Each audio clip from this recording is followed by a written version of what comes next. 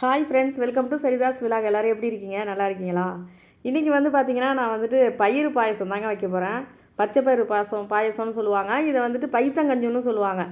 இது இதை எப்படி செய்யலாம், அதுக்கு என்னென்ன தேவைன்னு பார்க்கலாம். அதுக்கு பச்சை பயிறு ஒரு கப்பு எடுத்துக்கோங்க. பச்சை பயிறு ஒரு கப்புனாக்கா ஒரு 3/4 கப்பு வெல்லம் எடுத்துக்கோங்க. அதுக்கப்புறம் தேங்காய் துருவல் 3/4 கப்பு. உங்களுக்கு தேங்காய் துருவல் எவ்வளோ வேணாலும் எடுத்துக்கலாம், அது நம்மளோட இஷ்டம் தான். அதுக்கு அடுத்தது பார்த்திங்கன்னா முந்திரி பருப்பு ஒரு 7-8 உங்களுக்கு எவ்வளோ போடணுன்னாலும் போடலாம், இல்லைனாலும் போடலாம். ஒரு ஸ்பூன் நெய் போட்டுங்க. ஏலக்காய் தூள் இவ்வளோ தாங்க. இது கொஞ்சம் தான் இதுக்கு தேவையான பொருள். இப்போ இந்த தேங்காய் பூவை நம்ம அப்படியே போட்டாலும் போடலாம். ஆனால் தேங்காவை நான் துருவி இப்போ பால் எடுத்துக்க போகிறேன். அந்த தேங்காவை இப்போ பால் எடுத்து வச்சுக்கிட்டேன். அடுத்து பார்த்திங்கன்னா, பச்சை பயிரை நம்ம வறுத்து எடுத்துக்கலாம். பச்சை பயிரை கொஞ்சம் நல்லா செவக்க வறுத்து எடுத்துக்கணுங்க. அப்போ தான் நல்லா வாசமாக நல்லாயிருக்கும். அந்த பச்சை பயிரை நல்லா செவக்க வறுத்து எடுத்துக்கிட்டோம்னாக்கா அதை வேக வைக்கணும். ஃபஸ்ட்டு நம்ம வறுத்துக்கலாம். கொஞ்சம் சிம்மிலே வச்சுட்டு வறுத்துக்கோங்க. கொஞ்சம் செவக்கவே வறுத்துக்குங்க. அப்போ தான் நல்லா வாசமாக இருக்கும் உங்களுக்கு. ஏன்னா இந்த பச்சை பயிர் பார்த்திங்கன்னா, நாங்கள் எங்கள் வீட்டு வயல்லையே இது அறுவடை செஞ்சதுங்க. இது ரொம்ப சிறு சிறு பச்சை பயிர். இது கடையில் வாங்கினது கிடையாது. இதை இப்போ அதில் நல்லா பொறுக்கெல்லாம் இருக்கும், வயல் பொறுக்கெல்லாம் அதில் கிடக்கும். அதனால் முடிஞ்ச அளவுக்கு பொறுக்கி எடுத்தாச்சு. இப்போ கழுவுனோம்னா அதெல்லாம் போயிடும். ஒரு 2-3 வாட்டி நல்லா கழுவி எடுத்துகிட்டு குக்கரில் போட்டு ஒரு 5 விசில் 6 விசில் வச்சு நம்ம வேக வச்சிடலாம். நல்லா பச்சை பயிரை கழுவிட்டே போடுங்க. கடையில் வாங்கினாலும் சரி, வயலில் நம்ம எடுத்ததாக இருந்தாலும் நல்லா கழுவிட்டு குக்கரில் போட்டுட்டு கல் உப்பு கொஞ்சம் போட்டுங்க. எப்போதுமே ஸ்வீட் பண்ணும்போது கொஞ்சம் உப்பு போடுறது ரொம்ப நல்லதுங்க. கொஞ்சம் ஸ்வீட்டை எடுத்து கொடுக்கும். அதுக்கு தான். இதுக்கு அளவு தண்ணிலாம் கிடையாது. ஒன்றுக்கு ஒரு 3 கப்போ 4 கப்போ தண்ணி வச்சுக்கோங்க. இது எப்படியா இருந்தாலும் திக்காயிடும் உங்களுக்கு. இப்போ நல்லா குக்கரில் வேக வச்சிடலாம். அதுக்கிடையில் இந்த நெய்யில் முந்திரி பருப்பை வறுத்து எடுத்துக்கிட்டு அதிலே நம்ம சர்க்கரை வெள்ளத்தை போட்டு கரைச்சி எடுத்துக்கலாம்.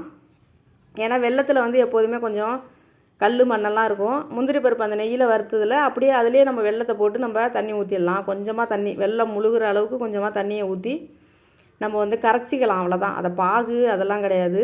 வெல்லம் கரையணும். கரைச்சோன்னா வடிகட்டணும். அவ்வளோதான். இப்போ நம்ம வெல்லத்தை அடுப்பில் போட்டாச்சு. இப்போ அது கரைஞ்ச உடனே நம்ம எடுத்து வடிகட்டி வச்சுக்கலாம்.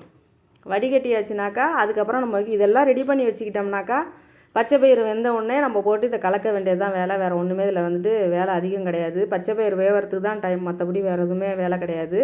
இப்போ பாருங்கள், குக்கரில் பச்சை பயிறு நல்லா வெந்துருச்சு. நல்லா ஆவி அடிக்குது பாருங்கள்.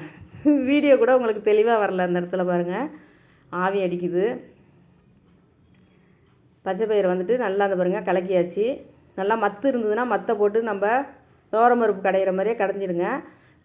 அதுக்கப்புறம் மறுபடியும் அதில் இந்த தேங்காய் பாலை ஊற்றிடுங்க. தேங்காய் பாலை ஊற்றிட்டு நம்ம கொதிக்க வைக்கலாம். கொதிக்க வச்சதுக்கப்புறம் அப்புறமே வெள்ளை தண்ணியை நம்ம ஊற்றிடலாம் அதில். இப்போ நல்லா தேங்காய் பால் ஊற்றி நல்லா கொதிச்சிருச்சு. இப்போ வெள்ளை தண்ணி அதில் ஊற்றிடலாம். வெள்ளம் தண்ணியை ஊற்றி ரொம்ப நேரம்லாம் ஏற்கனவே வெள்ளம் கரைஞ்சது தானே, இதெல்லாம் ரொம்ப நேரம் கரைய தேவையில்ல. கொஞ்சம் நேரம் அப்படியே 2 கொதி வந்ததுக்கப்புறம் மறுபடியும் நான் கொஞ்சமாக தேங்காய் அதுலேயே கொஞ்சம் தேங்காய் எடுத்து வச்சுருக்கேன். பால் ஊற்றியாச்சு. இருந்தாலும் கொஞ்சமாக தேங்காவை மேலே கொஞ்சம் போட்டோம்னா நல்லாயிருக்கும். ஏலக்காய் பொடியை போட்டுடலாம். மேலே கொஞ்சமாக தேங்காய் துருவல் அந்த முந்திரி பருப்பை போட்டுட்டு அந்த தேங்காய் துருவல் கொஞ்சம் மேலே தூவி விட்டோம்னா இன்னும் கொஞ்சம் நல்லா உங்களுக்கு சாப்பிடும்போது அது மெல்லும் போது நல்லா இருக்கிற மாதிரி இருக்கும். அதுக்கு தான் போட்டாச்சு. அவ்வளோதாங்க, பச்சை பயிறு பாயசம் ரெடி ஆயிடுச்சு. இது எங்கள் ஊரில் வருஷ பருப்புக்கு தாங்க செய்வோம். வருஷ பருப்புக்கு கஞ்சி காய்ச்சி ஊற்றுவாங்க எங்கள் ஊரில். அப்போது இந்த வீட்டுக்கு வீடு எல்லார் வீட்லேயும் இந்த பச்சை பயிறு பாயசம் புதுசாக வயலில் அறுவடை பண்ண அந்த பச்சை பயிரை வச்சு பாயசம் வைப்பாங்க. உளுந்தை வச்சு வடை சுட்டு சாமிக்கு படைப்போம். ரெடி ஆகிடுச்சிங்க. நீங்களும் இது மாதிரி ட்ரை பண்ணி பாருங்கள். ரொம்ப நல்லாயிருக்கும். பார்க்குறதுக்கு தண்ணியாக இருக்கிற மாதிரி நினைக்காதீங்க. இது கொஞ்சம் நேரம் வச்சுருந்தாலே ஆறினோன்னா அப்படியே திக்காயிடும். இதை மாதிரி நீங்களும் செஞ்சு பாருங்கள். செஞ்சு பார்த்துட்டு எப்படி இருந்துச்சுன்னு சொல்லிவிட்டு எனக்கு கமெண்ட் பண்ணுங்கள். இந்த வீடியோ உங்களுக்கு பிடிச்சதுன்னா லைக் பண்ணுங்கள், ஷேர் பண்ணுங்கள், சப்ஸ்கிரைப் பண்ணுங்கள். ரொம்ப நன்றிங்க.